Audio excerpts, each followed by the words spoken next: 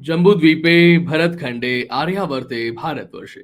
Jambu talks देखने वाले हमारे सभी दर्शकों का बहुत बहुत स्वागत, अभिनंदन। मैं हूं आपके साथ निधीश गोयल, करता हूं आप सभी का यथोचित अभिवादन। हमने ये उक्ति कई बार सुनी है कि पूत के पांव पालने में दिख जाते हैं, लेकिन हमने साथ साथ में ये भी सुना है कि अगर कोई कांटा चुभ रहा हो तो किसी और के पैर में वो न चुभे, इसलिए उस कांटे को जड़मूल से समाप्त कर देना चाहिए। ऐसा चाणक्य नीति कहती है, ऐसा विदुर नीति कहती है। हामिद अंसारी के बारे में क्या हमने ऐसा कुछ भी किया है? मैं हामिद अंसारी के कुकृत्यों की बात करूं और जो हमने हेडिंग दी है कि सोनिया गांधी की चलती तो देशद्रोही हामिद अंसारी इस देश का राष्ट्रपति बनता, वो कैसे बनता, वो क्यों नहीं हुआ, इन सब के बारे में आपको बताऊंगा। लेकिन पहले ये समझिए कि पूत के पांव पालने में कैसे दिखे और कैसे हमने उस कांटे को कभी भी जड़मूल से नष्ट करने के लिए नहीं हम आगे बढ़े। इसमें हमारी मोदी सरकार की भी बहुत बड़ी गलती है। समझिए बात को, पूत के पांव पालने में दिखने। 2015 मोदी सरकार 2014 में अस्तित्व में आई थी। उसके बाद 26 जनवरी 2015 भारत का गणतंत्र दिवस। बराक ओबामा एक राष्ट्र प्रमुख के तौर पे भारत के सम्माननीय अतिथि, मुख्य अतिथि। ये एक वो सीन है जिसके बारे में कई बार कहा जाता है कि भाई राष्ट्र प्रमुख के साथ में कोई खड़ा होता है तो कोई जरूरी नहीं है कि आप ऐसा करके तिरंगे की सलामी ले ही लें, ये कोई जरूरी नहीं है। लेकिन उस चित्र में आप विशेष बात देखेंगे, जिस चित्र में जब तिरंगे झंडे की सलामी सभी लोग देते हैं और हामिद अंसारी का हाथ ऊपर नहीं उठता है, उस चित्र में बराक ओबामा का भी हाथ ऊपर नहीं उठता है और हामिद अंसारी का भी हाथ ऊपर नहीं उठता है। लेकिन उसी चित्र में एक और संवैधानिक तौर पे प्रतिष्ठित व्यक्ति जो भारत के राष्ट्रपति थे, प्रणब मुखर्जी, उनका हाथ तो उठता है। तो क्या उपराष्ट्रपति और राष्ट्रपति दोनों के लिए संविधान में अलग अलग प्रावधान है कि एक का हाथ उठना चाहिए और एक का नहीं उठना चाहिए? अगर प्रावधान सेम है तो राष्ट्रपति का उठ सकता है तो उपराष्ट्रपति का भी उठ सकता है। दूसरी बात, क्योंकि हम संविधान के मामलों के विशेषज्ञ नहीं है, लेकिन हम नब्ज तो जान सकते हैं। दूसरी बात यह है कि अगर ऐसा प्रावधान है भी कि एक उपराष्ट्रपति और राष्ट्रपति का हाथ ऊपर नहीं उठे तो चलेगा, तो अगर राष्ट्रपति का हाथ ऊपर उठ सकता है तो उपराष्ट्रपति का हाथ ऊपर क्यों नहीं उठ सकता? तीसरी बात, अगर संविधान में ऐसी भी बात है कि राष्ट्रपति को तो हाथ ऊपर उठाना चाहिए तिरंगे की सलामी के लिए, लेकिन उपराष्ट्रपति नहीं उठाए तो चलेगा, तब मैं उस उपराष्ट्रपति, तत्कालीन उपराष्ट्रपति हामिद अंसारी से यह प्रश्न जरूर करूंगा कि अगर आपका हाथ तिरंगे की सलामी के लिए उठ जाता तो क्या गुनाह हो जाता? क्या तिरंगे की सलामी के लिए उठे हुए आपके हाथ को काट डाला जाता? क्या आपको पद से च्युत कर दिया जाता? क्या आपकी महिमा खंडित हो जाती? एक आम नागरिक के तौर पर अगर कहीं भी हमें जलता हुआ झंडा हमें दिख जाता है और हम रास्ते में अपनी गाड़ी पर चल रहे होते हैं, हम अपनी स्कूटर पर, अपनी बाइक पर चल रहे होते हैं, अपनी साइकिल, हम पैदल होते हैं और झंडा हमें सामने दिख रहा है, आप में से कितने ऐसे लोग हैं जिनका हाथ इस मुद्रा में नहीं जाता? जाता है। तो क्या आप केवल उपराष्ट्रपति थे? पूत के पांव पालने की बात मैंने यहां कही है। 2015 के बाद से लेकर के लगातार मोदी सरकार भी अस्तित्व में है, लेकिन आपने उस कांटे को जड़मूल से निकालने की कोशिश नहीं की, नहीं निकाला। यह अलग बात है कि जब 2017 में इसी उपराष्ट्रपति की विदाई होती है तो विदाई भाषण के तौर पर हमारे देश के प्रधानमंत्री नरेंद्र मोदी ये जरूर कहते हैं, संसद सदन की गरिमा रखते हुए, पद की गरिमा रखते हुए, बहुत ज्यादा बात नहीं की लेकिन इतना तो कहा कि हामिद अंसारी जी, अंसारी परिवार का 100 साल का इतिहास रहा है और खिलाफत आंदोलन में आपका परिवार शामिल रहा है। खिलाफत आंदोलन जिसके कारण से भारत को बहुत परेशानियां हुई थी अपनी आजादी के लिए, जिसे हम तथाकथित आजादी कहते हैं। खिलाफत आंदोलन में हामिद अंसारी के परिवार का, उनके पुरखों का बड़ा सारा हाथ रहा है और भारत के विरुद्ध, हिंदुओं के विरुद्ध कम्युनल एजेंडा चलाना इनकी पारिवारिक विरासत रही है। तो क्या गलत है हामिद अंसारी अगर अपनी पारिवारिक विरासत को आगे बढ़ा रहे हैं? क्योंकि हर एक अच्छे पुत्र का, कुल में शामिल होने वाले, आगे आगे आने वाले व्यक्ति का यह धर्म होता है कि पुरखों ने जो किया है उस काम को आगे बढ़ाए। हामिद अंसारी उसी काम को कर रहे हैं। आपको एक फिल्म ध्यान होगी, सरफरोश, इसमें नसीरुद्दीन शाह का नाम का एक व्यक्ति था जिसने गुलफाम हसन एक किरदार निभाया था, जो खाता भारत की था, रहता भारत में था, उड़ाता भारत के माल की था, लेकिन बजाता पाकिस्तान की था। हामिद अंसारी भारत में रहकर के ये सब काम करने वाले, भारत के विदेश सेवा के अधिकारी के रूप में रहे, विदेशों में भारत के राजदूत के रूप में रहे, विदेश विभाग में बड़े पदों पर रहे, माइनॉरिटी कमीशन के अध्यक्ष रहे, अलीगढ़ मुस्लिम यूनिवर्सिटी के चांसलर रहे और भारत के 2 बार उपराष्ट्रपति रहे। ऐसा व्यक्ति किसी न किसी तौर पर भारत में पाकिस्तान का डिप्यूट किया गया गुलफाम हसन है। इसके अलावा हम कुछ और नहीं कह सकते। अब बात करते हैं दूसरे, कैसे सोनिया गांधी की अगर चलती तो व्यक्ति भारत में, ये व्यक्ति हामिद अंसारी भारत में 2012 में उपराष्ट्रपति नहीं बल्कि राष्ट्रपति होता। सोनिया गांधी ने विपक्ष अपने उस समय, क्योंकि कोalition की सरकार थी और यूपीए सरकार थी, और यूपीए सरकार के तहत अपने जितने भी गठबंधन के सदस्य थे उन सबको अलग अलग अपने कक्ष में बुलाया था। और ऐसी एक परिचर्चा, ऐसी बात थी कि किसी भी व्यक्ति ने बाहर जाकर के बात ऐसी कुछ नहीं कही थी जो कक्ष में अकेले कमरे में हुई।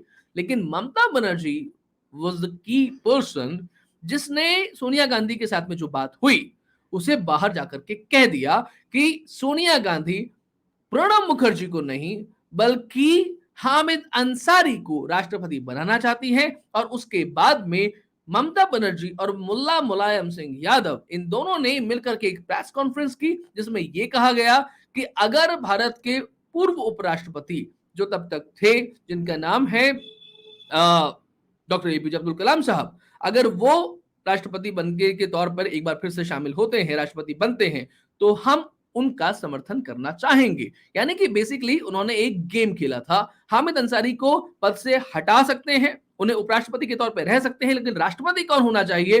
डेफिनेटली कलाम साहब को सोनिया गांधी कभी भी राष्ट्रपति नहीं बना सकती थी। इसलिए बंगाली अस्मिता को ध्यान रखते हुए प्रणब मुखर्जी का नाम आगे बढ़ना ही बढ़ना था। यानी कि राष्ट्रपति पद के लिए ममता बनर्जी और मुलायम सिंह यादव के कारण से प्रणब मुखर्जी कांग्रेस के गले की हड्डी बन गए थे, उनकी मजबूरी बन गए थे। यानी कि मजबूरी का नाम राष्ट्रपति हुआ कांग्रेस के लिए। The name was Pranab Mukherjee. अब उन 2 इंसिडेंट्स की हम बात करते हैं जो अस्तित्व में अब आए हैं, दिखाई हमें अब दिए हैं, लेकिन जिन 2 इंसिडेंट्स के कारण से देशद्रोह का इनाम राष्ट्रपति के तौर पे सोनिया गांधी हामिद अंसारी को देना चाहती थी। ये लिखा है एनके सूद ने, जो 30 वर्षों तक रॉ इंटेलिजेंस के अधिकारी रहे हैं, रॉ के अधिकारी रहे हैं। और उनकी पोस्टिंग उस समय तेहरान में थी। तेहरान यानी कि ईरान में भारत के राजदूत के तौर पे हामिद अंसारी थे। एनके सूद ने यह बहुत परफेक्टली लिखा है कि उस समय रॉ के 4 अधिकारियों की जिंदगी को खतरे में डालना जिस व्यक्ति ने किया था, द नेम वाज, भारत के राजदूत ईरान में जो उस समय थे, जिनकी पोस्टिंग थी तेहरान में, हामिद अंसारी। और ये चीज कभी भी लोगों की निगाह में नहीं आती, पत्रिकाओं में नहीं आती, अखबारों में नहीं आती, अगर एम्बेसी की महिलाएं बाहर आकर के प्रदर्शन नहीं करती। ये चीज अब सामने आई है। लेकिन हामिद अंसारी ने यहां पर यह कहा कि तेहरान में जो कुछ भी हुआ उसके बारे में उस समय की सरकार को सब कुछ पता था। यानी कि पूरी तरीके से गेंद जो है वो सोनिया गांधी, मनमोहन सिंह के पाले में डाल दी गई है कि आपको सब कुछ पता था, जवाबदेही आपको तय करनी थी। लेकिन आपने जवाबदेही क्या तय की? बिकॉज आपको देशद्रोहियों से प्यार था और आप तो राष्ट्रपति बनाना चाहते थे, तो वो सरकार जवाबदेही कैसे तय कर सकती थी? दूसरा इंसिडेंट है नुसरत मिर्जा का, पाक जर्नलिस्ट जिनके बारे में अब खबर सामने आई है, जिन्होंने एक टीवी इंटरव्यू में ये स्पष्ट रूप से कहा कि 2005 से 2011, ध्यान रखिएगा ये वो टाइम इंटरवल है जब यूपीए सरकार थी, 2004 में बनी थी, 2014 से पहले वो ध्वस्त हो गई थी। 2005 से 11 ये नुसरत मिर्जा कई बार भारत आया, और भारत आने के लिए पाक जर्नलिस्ट के तौर पर भारत आता था, लेकिन भारत में जासूसी किया करता था। और बहुत स्पष्ट तौर पर कहा कि हामिद अंसारी जो उस समय भारत के उपराष्ट्रपति थे, उन्होंने इस व्यक्ति को बुलाया। अब हामिद अंसारी ने इसका खंडन किया और उन्होंने कहा कि भाई मैंने इस व्यक्ति को नहीं बुलाया, और अगर कोई भी तरीके का प्रोग्राम होता है, कार्यक्रम होता है, तो विदेश मंत्रालय डेफिनेटली किसी न किसी व्यक्ति को बुलाता है, लिस्ट उनके द्वारा तय होती है। मैं तो केवल और केवल उस कार्यक्रम का मुख्य अतिथि हो सकता हूं, अध्यक्ष हो सकता हूं, प्रमुख हो सकता हूं, जो भी कुछ है। लेकिन सोच के देखिएगा, आपके परिवार में से आपके परिवार के मुखिया अगर कहें कि ये कार्यक्रम है और इसे बुलाना है, तो क्या आप मना करेंगे? ठीक वैसे ही अगर भारत के उपराष्ट्रपति विदेश मंत्रालय को यह कहें कि ये व्यक्ति है, इस व्यक्ति का नाम गेस्ट लिस्ट में आप ऐड कर दीजिए, तो क्या विदेश मंत्रालय ये कहेगा, क्योंकि सरकार तो उन्हीं की है, कि ये व्यक्ति को हम ऐड नहीं कर रहे हैं, आप ऐड कर रहे हैं, तो इस व्यक्ति की जिम्मेदारी भी आपको ही उठानी होगी? डेफिनेटली अगर हामिद अंसारी ने as a vice president of India ये कहा कि इस व्यक्ति को बुलाना है, तो विदेश मंत्रालय की हिम्मत नहीं है कि नकार दे और उस व्यक्ति का नाम गेस्ट लिस्ट में ऐड होगा। आपको मैं बता दूं कि पाकिस्तान से कोई भी व्यक्ति भारत आता है तो उसे 3 शहरों में जाने की परमिशन होती है वीजा के माध्यम से। इस व्यक्ति को 7 शहरों में जाने की परमिशन मिलती है। कौन देता है ये परमिशन? क्या सोनिया गांधी नहीं देती? क्या राहुल गांधी नहीं देते? क्या हामिद अंसारी नहीं देते? क्या भारत की सरकार नहीं देती? मनमोहन सिंह नहीं देते?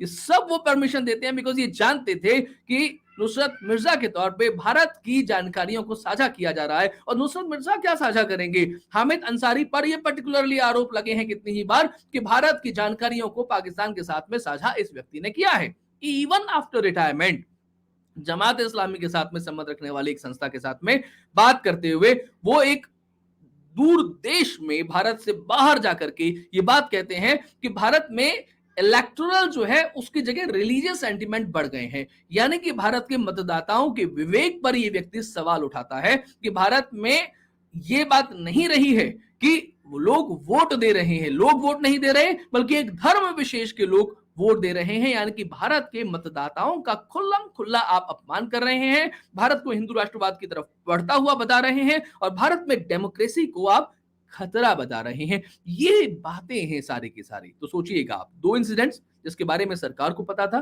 जो उस समय थी, नुसरत मिर्जा के बारे में भी डेफिनेटली उनको पता था और तेहरान में जो हुआ उसके बारे में भी उनको पता था। और चूंकि उनको पता था और हामिद अंसारी उनको प्रिय हुए, खिलाफत आंदोलन में उनके परिवार का इतिहास रहा है, हामिद अंसारी ने पारिवारिक विरासत को आगे बढ़ाया है। ऐसे में उस देशद्रोही को उपराष्ट्रपति से बढ़ा करके राष्ट्रपति बनाने का इनाम वही लोग देंगे।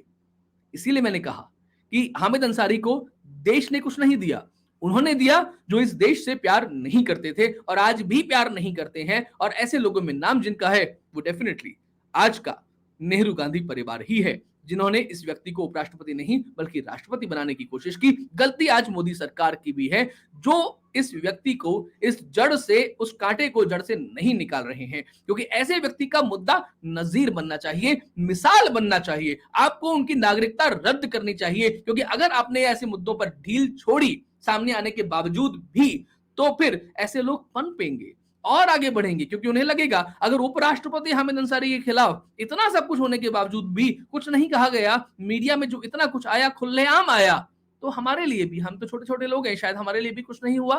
तो ऐसे में उनकी हिम्मत नहीं बढ़े, आप इनकी हिम्मत तोड़ दीजिए। मोदी जी, आपके 56 इंची छाती सीने से हमें ये उम्मीद है। वो जो 4 शेरों वाली तस्वीर सामने आई है, 5वां शेर नीचे है, हमें आपसे उम्मीद है कम से कम हामिद अंसारी के मुद्दे को नजीर बनाइए, उनकी नागरिकता रद्द कीजिए, उनको सजा दिलवाइए। भारत के साथ में देशद्रोह करने की, जिससे कम से कम भारत के संवैधानिक पद पर बैठा हुआ कोई भी व्यक्ति इस तरीके का कुकृत्य नहीं कर पाए। और न केवल संवैधानिक, भारत में कोई भी व्यक्ति भारत के विरुद्ध की बात बोलने से डरे, सहमे, और ये डर अच्छा है। आपने ही कई इंटरव्यूज में भी बात कही है कि अगर भारत के बारे में बात करने वाले भारत विरोधियों को हमसे डर लगता है तो ये डर अच्छा है। इस डर को साबित करके बताना ये अब आपकी जिम्मेदारी है। आज के कार्यक्रम में इतना ही। ये कार्यक्रम हमें आपको कैसा लगा, अपनी टिप्पणियों के माध्यम से, अपनी कमेंट्स के माध्यम से हमें जरूर बताइएगा। वीडियो को लाइक और शेयर करें। आपसे अनुरोध है चैनल को सब्सक्राइब जरूर करें। और आपको लगता है कि देश और धर्म के लिए हम कुछ अच्छा काम कर रहे हैं तो पत्रम पुष्पम के माध्यम से धर्मांश करके हमें आर्थिक सहयोग अवश्य प्रदान करें। नमस्ते, जय हिंद, जय भारत, वंदे मातरम।